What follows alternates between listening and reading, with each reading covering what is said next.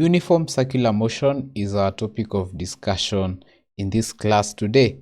And so let me tell you something little about the background of this topic.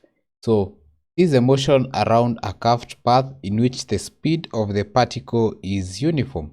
So although the speed is the same, velocity of the body keeps changing since there is a constant change in direction. So the velocity of such a body at any instant is always directed along the tangent of the curve, such that if the body breaks away, it moves along the tangent.